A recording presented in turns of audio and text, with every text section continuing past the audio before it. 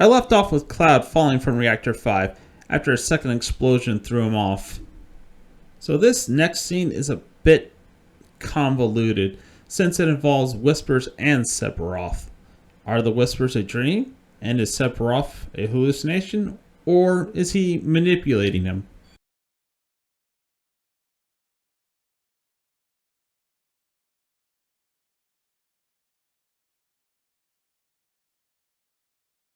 And again, Aerith brings Cloud back to reality.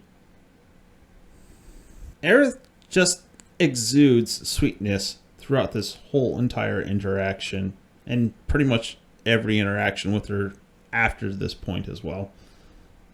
So the weird thing about this part of the game is that the player gets to control Cloud, but you can't move on with the game till you talk to Aerith again. There is nowhere to go and nothing to do until you do so. So why not skip it and just continue the cutscene? Anyway, Reno, the first member of the Turks that you meet, bursts through the church doors, and Cloud agrees to be Aerith's bodyguard. And she will pay Cloud by going on a date with him. Then the two of them fight after Cloud takes out the peons. The fight is not that difficult, even on hard, and especially if you replay the chapters with materia, he has a weakness too. I just used Cloud's Punisher mode and had zero issues beating him. Then the Whispers make another appearance, dragging the pair through the doors in the back as reinforcements arrive. As the pair goes through the church, Aerith leans over a stone rail and it breaks. The Whispers save her from falling. Then Reno and the newly arrived troops follow the pair. The troops start shooting and Reno stops them so that Aerith is not hit. But a minute later, they are spraying bullets at Cloud, even when Aerith is right next to him. I guess it's a good thing the guns have no stocks. The pair exits the church through the attic, which has a vantage point of the area. Visually, this area tells a story in itself. The sheer amount of debris that composes the area of the slums shows how much was wasted or unfinished, but also it lends credence to my idea that the slums were not intended to be slums. There's also military vehicles and weaponry scattered throughout the area. The two of them make it to the Sector 5 train station, and Rude arrives, prompting Aerith to use a monster-infested path to get to her house.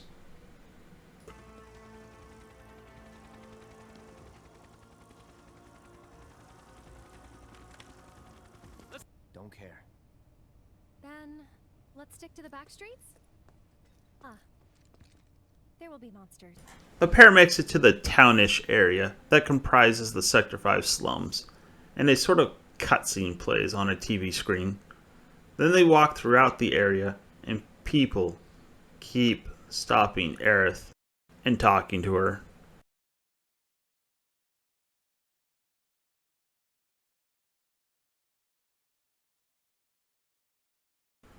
There is an orphanage that the pair passes by, and one of the ladies running it asks Aerith for some flowers. As a bit of a side note, Biggs was running the orphanage and passed the responsibilities on to others. When the pair reaches Aerith's house, you meet her adopted mother, who is not that happy that she brought Cloud home. After Aerith finds some baskets for the flowers, you can choose 3 types of flowers from out in front of the house. This has no real effect on the game, just how they will be arranged on the side of the orphanage. Aerith goes into the orphanage to help, and Cloud is left to wonder. Cloud won't let you leave the area until he says goodbye to Aerith first. I'm not sure what causes the game to let you proceed, but I think it has to do with Chadley. So yes, the kid I mentioned in part 1 somehow knew Cloud was in the Sector 5 slums. When you talk to Chadley, he offers a way to develop materia by having Cloud fight in a VR simulator. The first fight in the simulation is against Shiva. After defeating her, you get her summoning materia. Now you can go back to the orphanage and continue with the chapter. This part is just like the Sector 7 slums. It's a semi-open world area with a series of quests from various people. And just like chapter 3, you have to play it at least 3 times to get all the trophies. Unlike chapter 3, it is linked to the number of quests you complete. There are no quests that stand out here, but there is a series of quests that make it so one of the kids dresses up as a Moogle. It is weird, and the voice acting sounds stiff. This character sells some items, including some manuals needed to get SP. When the pair heads back to Aerith's house, Rude is waiting for them on the path. Again, the fight is easy for the same reasons as the fight with Reno, mainly due to having the same weaknesses. When they get back to the house, Aerith goes to prepare the guest room. Her mother has a heart-to-heart talk with Cloud, telling him to leave before the morning. This leads to a bit of gameplay where you have to sneak past a bunch of clutter. If you touch any of it, it makes a noise and Aerith pushes Cloud back into the room. It is really annoying because the controls were not meant for that level of precision, and it doesn't matter since Aerith is waiting for Cloud off to the side of the path to Sector 6, and there's no trophy or reward for not making any noise. So why have it in the game? When heading towards Sector 6, the pair takes an alternate path. Again, full of monsters and thieves. At the end of this path is the playground from the intro, and they sit on the playground equipment and talk about soldiers. She brings up Zack, but when Aerith mentions his name, Cloud seizes up and the game's audio is muffled. I'm not sure if this is to hide who she was talking about, or because it ties in with a story element that is new.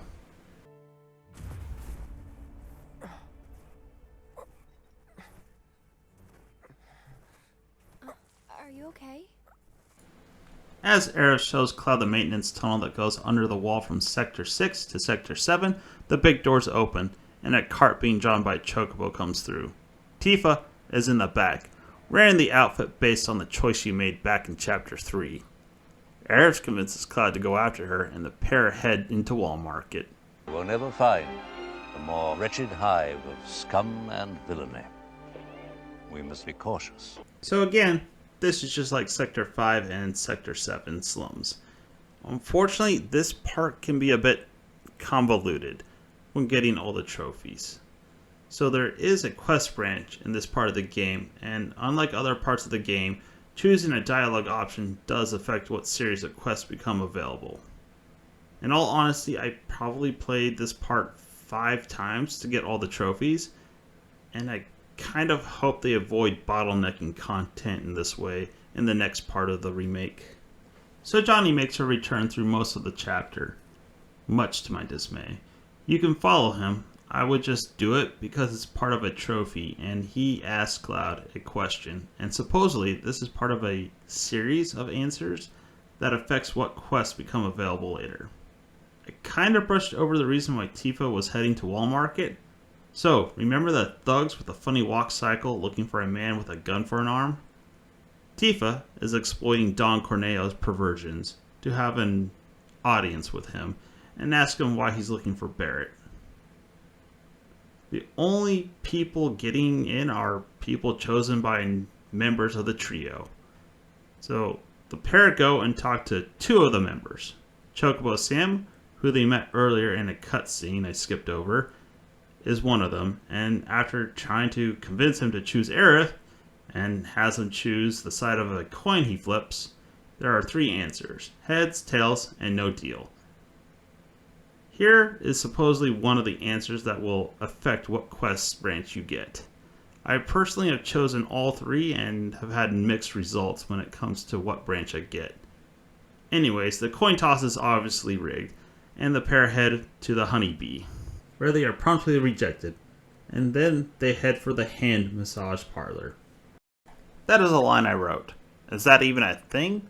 I googled it, and yes, hand massages are a thing, but a shop/spa that is dedicated to hands only? I digress. The 2 go to Madame M's massage parlor, and again there's a choice to be made. You have to choose the level of massage Cloud gets, and supposedly it influences what quest branch you get. It seems like an easy way to slip in a sex joke because he's getting a hand job. First, the hand cream. A generous coating for each and every one of your richly deserving fingers.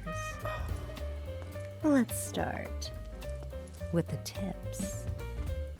Afterwards, Madame M says she can get Aerith in and will make her look like a million gil by dressing her up in a dress that costs a million gil. So, in order to pay for the makeover, the two agree to fight for her in the Colosseum. The two head for the Colosseum, and when they get down to the waiting area, Johnny is in a room, all bandaged up, and in general, being pathetic. The pair fight through the ranks and win, but there's a surprise fight where they have to fight a hell house. So the developers took an enemy from the original, beefed it up in size and ability, and made it a boss fight. The fight is a bit tougher than previous boss fights, and this is the point where I saw an increase in the difficulty when it comes to the bosses. In this fight, there's a weird rock, paper, scissors mechanic. So there is no elemental cycle here. Arrow or wind beats thunder or lightning, and vice versa. And fire beats Blizzara, and also vice versa. Just pay attention to the color of the windows, and you'll know what materia to use. The one thing that bothers me about this fight is that it does an attack where it dives down at the character being controlled, and it cannot be dodged. After beating the Hell House, the two return to the parlor and Aerith is taken away for her makeover. Here is where the branching quest takes place. One involves Johnny way too much for my taste. Again, for you trophy hunters, you have to complete both sets of these quests to get a trophy. I will admit, I was wondering how they were going to handle Cloud disguising himself to get into Don Corneo's place. I got an answer. I also wondered if they would keep the squat contest in the game as well. And they did, in the form of a quest. It's not too challenging till Cloud goes up against Jules. I do not like the content because of how the buttons work and what happens when you mess up. When you start, the game throttles your input, making you go slow, then ramping it up. It shows what buttons to press, but then fades. So if you go too fast or too slow, Cloud falls down. Here, it drives me nuts how long it takes Cloud to recover. I was yelling at the screen in frustration. You are in a competition with a time limit, and your opponent is still going. Get the fuck up. It is worse when you go against Jules. You cannot mess up, or you will not win. You have to have a near perfect run. Moving on. Cloud goes to check on Aerith, and Johnny stops him, which feels like an excuse to get Cloud back to Don Corneo's place so they can have a reveal of Aerith's new makeover. Now clear the road.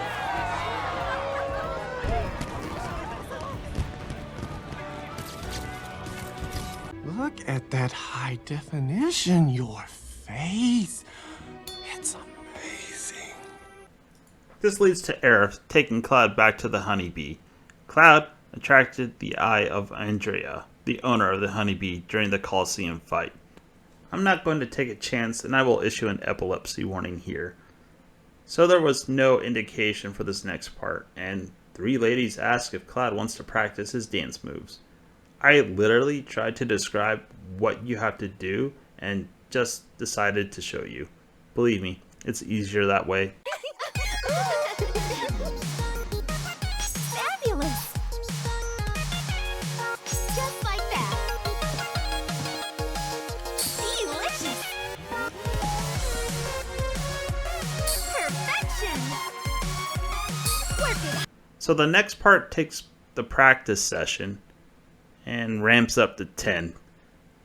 There are flashing lights, music is blaring, Cloud and Andrea are moving to the beat, and the damn camera keeps shifting around, and in some cases at points right before you need to hit the button, messing with your brain. At least it did for me.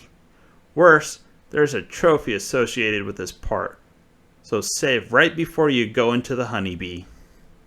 After the whole dance bit is over, Cloud gets his own makeover. The dress you get is based on the number of quests you completed during the chapter.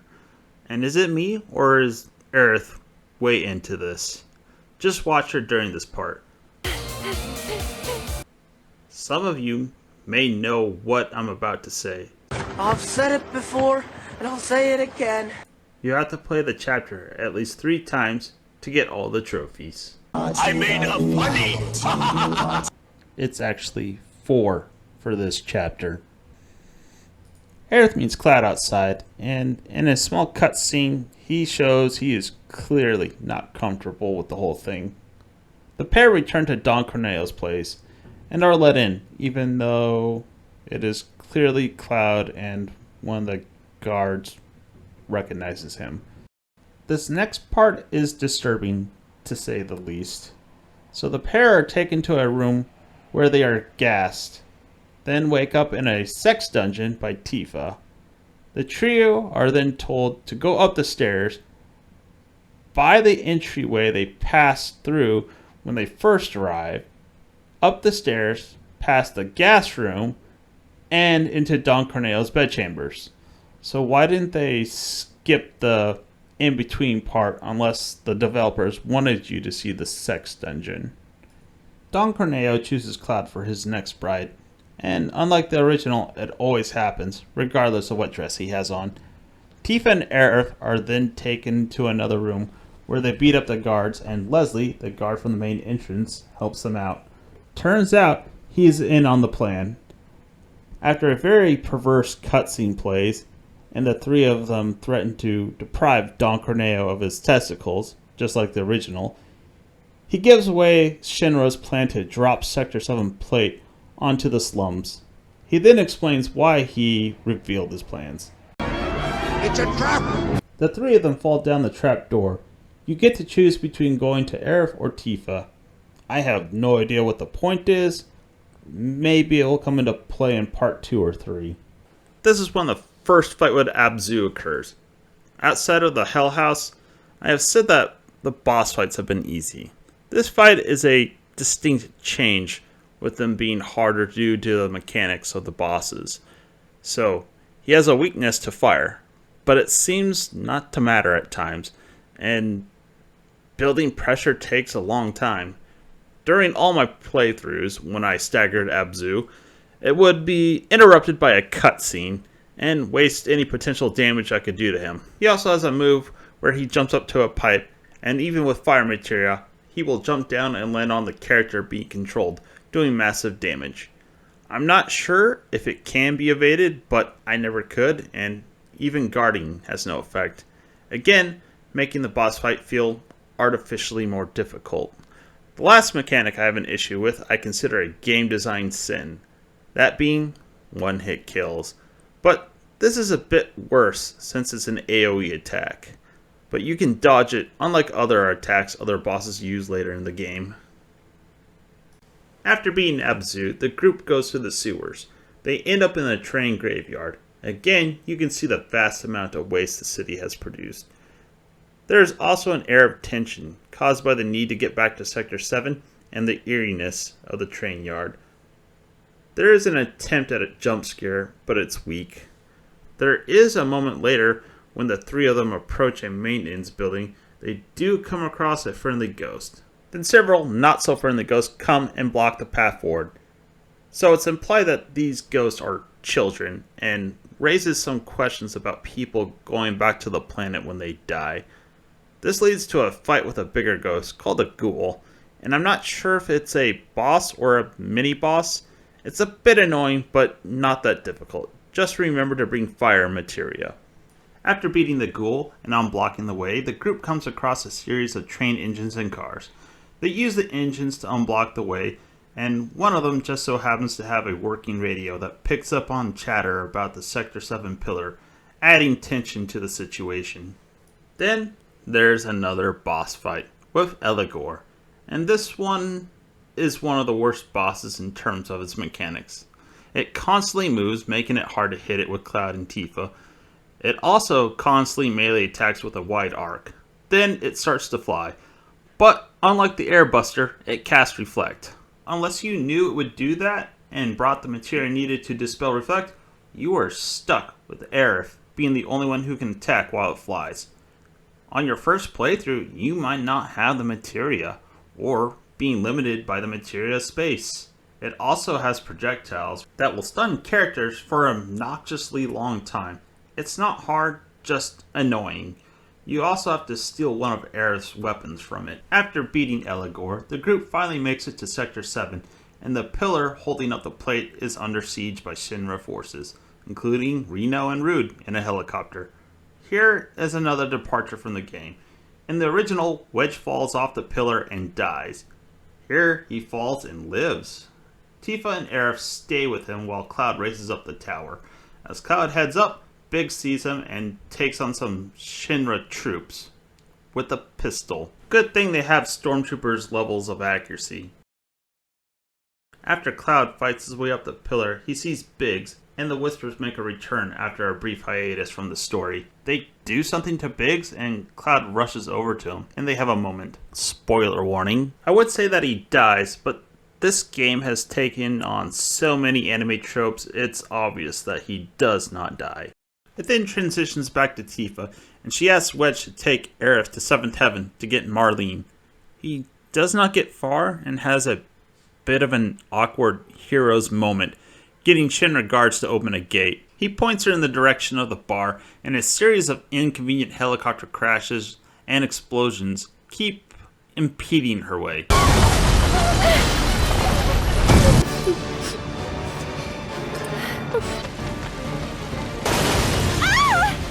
After being knocked out for a bit by an explosion, it transfers to a cutscene with the leader of the Turks, who just so happens to spot Aerith. It then goes back to Aerith, and she heads into the bar and finds Marlene. She comforts her, and when Marlene hugs her, something happens, and players are not supposed to know for sure, just that there's something special about her. Sung shows up at the bar, and Aerith makes a deal with him before going back to Cloud. So there's a lot going on here. Reno and Rude are trying to shoot Cloud with the gun on the helicopter, and Tifa headed up the tower. She arrives just in time, and Rude jerks the flight control, causing the gun to miss Tifa, and allowing the pair to continue up the pillar. As the two go up the pillar, Jessie causes a gyrocopter to crash into her. Tifa and Cloud come across her, and it is more or less just like Biggs.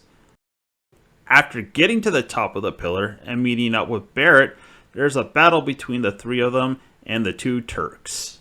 This battle is the second worst boss fight in the game due to the pure amount of garbage they throw at you. They are nothing like the first encounters and almost never stop attacking with unblockable and undodgeable attacks.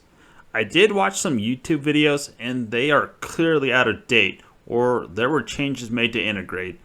Either way, even with materia that Reno and Rude are weak to, there's just no break in their attacks, which gets worse when Rude is shot down.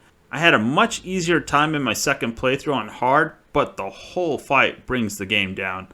I said other bosses felt cheap, but this is cheap. It does artificially increase the difficulty by increasing the rate of attack amplified with special attacks. I did not want to move on after complaining about the fight. If I were to make suggestions or two that I think might mitigate the flaws in the mechanics a bit. 1. Put a timer between special attacks, especially the ones they do together. 2. And this one is true for most of the enemies in the game. Make the dodge longer to get out of the way, or have the right timing to negate the damage. 3. Have the guard be able to block AoE attacks, which these two spam constantly. Yes, there is materia that helps with defense, but it only lasts so long and takes ATB to cast. So make it like a better guard, or make it enhance the guard. 4. Get rid of the cast time for materia, or shorten it. Even if you have enough ATB and cast a spell, there's a cast timer, which can seem like an eternity when the battle is intense, and with the game chocked full of flinch mechanics that will stop the cast, it should be reduced. After all, you had to wait to get all the ATB to cast it in the first place. After defeating the Turks, the Whisperers interfere and allow the plate to be dropped. Well, not so much dropped, but blow up, and the debris destroy the slums below. The party gets away using a cable as a zipline, and a cutscene plays with XII, or as most people say, Kate Sith, who has no influence on my choice of moniker. He's not a good representation of XII. XII are all black, except for a spot on their chest, but does have an origin in Scottish and Irish folk tales, thus the accent, along with the story of being one of the King of the Cats, and thus the crown on the character's head, or at least I think that's the reason. Sorry, I went on a tangent there. The party is now on the other side of the wall that separates Sector 6 and 7. Barrett is desperate to get back to Marlene. After being informed that Aerith went for her, they head off for her house. As they pass through Wall Market, there are Shinra troops patrolling the area, and the party can't enter Wall Market. Upon reaching Aerith's house, Barrett rushes in, and after a short fuss and told in a rather polite way to shut up by Aerith's mom and Cloud, they go and see Marlene. Barrett decides to go look for survivors in Sector 7. So, to avoid Wall Market, Cloud takes them on the back path, which has changed due to the Sector 7 plate falling, but still leads to the playground. They take the maintenance entrance in the playground Aerith showed Cloud earlier. When they emerge from the other side, there's nothing but pure devastation. After going through the rubble, one of Wedge's cats approaches. After almost squishing Wedge's cat with a metal plate, they follow it down a hole. In this hole is a structure.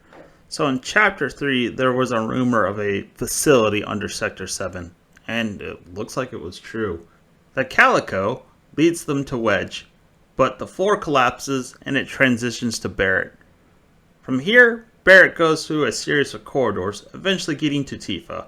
The two make it back to Wedge, and a door starts to close, but they manage to get Wedge out, but are trapped with a bunch of humanoid monsters with tentacles coming out of the backs of their heads.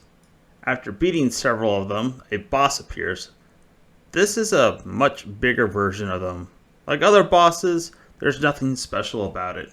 Cloud appears in a cutscene and finishes off the monster, creating a crack in the wall. When they investigate, Barrett blows a hole in the wall. They see a room full of tanks with what appears to be people in them. Cloud has one of his visions, and then the Whispers sweep them back out of the hole with Wedge and his cat. They go back to Aerith's house, with Barrett carrying Wedge and Tifa holding the cat. Back at Aerith's house, they decide to rescue Aerith and need a way to get up to the plate, especially with the trains being down due to the plate being dropped. So again, it is similar to previous chapters with a semi-open world and quest. This time, it encompasses every area, from the secret facility below Sector 7 all the way to the church. So unlike similar chapters, you do not have to complete this chapter 3 times. Had you worried for a second there, didn't I? But you want to make sure you complete all the quests to get the second of 2 element materials. There is a pull-up contest with Tifa instead of Cloud that I dislike for the same reasons as the squat contest. But it's a bit more annoying since the button prompts are in a different pattern and change halfway through the contest. So the group goes back to Don Corneo's place and encounters Leslie, the guy who helped them out the first time. He takes them into the sewers to look for Don Corneo. They are outside the entrance to Don Corneo's hideout when a monster steals an item from Leslie. After killing it, it drops the item, and it's a necklace that belonged to Leslie's fiancé. Turns out Don Corneo picked her as a bride. Oh. So she might have been eaten by Abzu, or she might be out in the world somewhere. I guess we'll see in other parts. After getting back to Don Corneo's secret hideout, Leslie tries to kill him, but he is a wily scumbag and halts the attempt. Abzu makes another appearance, and the fight is similar to the previous fight, but he has ads. After defeating him and going to the surface, Leslie gives the group souped-up grappling guns. There are a few things that I think are worth briefly covering. Chadley makes a return where you can get more summoning materia, and materia unlocked by completing the combat challenges. The Colosseum is also available with more matches. There's also a quest where you have to kill a behemoth. I personally do not like this fight. I find it a bit disturbing, mainly due to how the boss is separated into front and back halves. When one half is dropped down to no health, it starts to thrash around and attack with the half that has health. It looks and feels messed up, and I would rather just deal with the whole behemoth than half of one. One other thing I want to cover before moving on, and it has been there the whole time, I just have not mentioned it because it was still slight till this point in the game. That being the companion AI. There is little self-preservation, and they will not react when it comes to harm, and in some cases ignore it altogether. This is very apparent when doing the Lost Chocobo quest. One of the Chocobos triggers a Drake to come down. This Drake casts gravity, and the AI makes no attempt to avoid it, or even to get out of the gravitational pull. The only thing that kept them alive was me constantly casting healing spells, or Tifa trying to reach it due to having melee attacks. Barrett just stands there and takes it. For some bosses like Bahamut that have constant AoE damage that does damage over time, if you are controlling Barrett, Tifa and Cloud will attack him without caring they are taking damage. Or in some cases, like the Behemoth, will attack the side not disabled while it thrashes around. They tried to balance it out by having the AI attack the character controlled by the player, but once an AI character is committed, it will attack that character even if you switch characters, except for one boss.